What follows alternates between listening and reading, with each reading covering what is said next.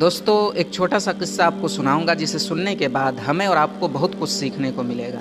ایک بہت بڑے بزرگ جن کا نام بہلول تھا، ان کو لوگوں نے ایک مرتبہ بازار میں دیکھا تو کسی نے کہا کہ حضرت آپ بازار میں؟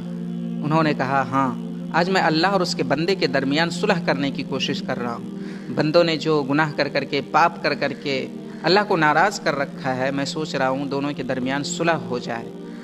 لیکن افسوس کہ اللہ تو ماننے کو تیار ہے، یہ بندے ہے کہ ماننے کو تیار نہیں ہے۔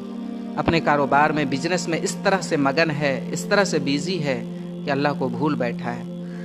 کچھ دن کے بعد اسی بزرگ کو کسی نے قبرستان میں دیکھا تو پوچھ دیا حضرت آپ قبرستان میں؟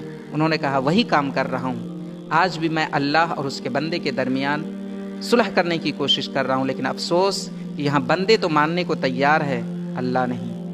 دوستو ابھی ہماری سانسیں چل رہی ہے، ہمیں چاہیے کہ اپنے گناہوں کی، اپنی پاپوں کی رب کے سامنے توبہ کریں، ورنہ اگر قبر میں چلے گئے تو پچھتاوے کے سوا کچھ نصیب نہیں ہوگا۔ میرے بھی گناہ بہت ہے، دے مجھ کو نہ جا